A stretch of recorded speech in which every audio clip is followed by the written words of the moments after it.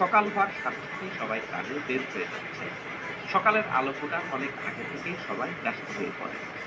বেলা বাড়লে জমি কাজ করা যেমন কঠিন হয়ে যাবে, পাশাপাশি এখান থেকে জমির দূরত্বও অনেক।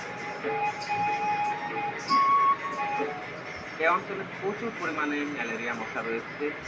সেই ম্যালেরিয়া মশায় মানুষ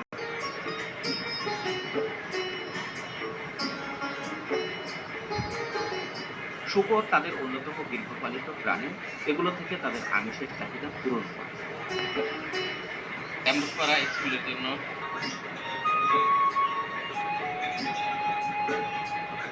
এই পাড়াতে অনেকগুলো জুম ঘর রয়েছে এবং প্রতিটি ঘরেই ফসল ঘরে তোলা নিয়ে সবাই ব্যস্ত সময় পাচ্ছে। পাহাড়ের এই সৌন্দর্য দেখতে বিমুখ।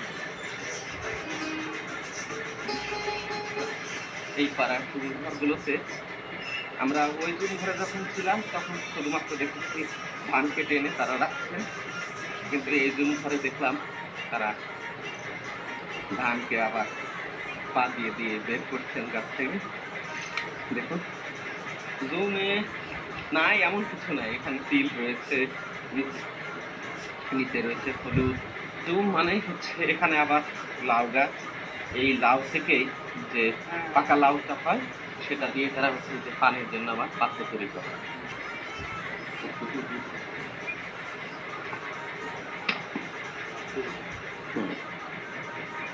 এখানে আসার পরে পাহাড় একদম নেমে গেছে। খুব সাবধানে যেতে বলে আমার গাইড।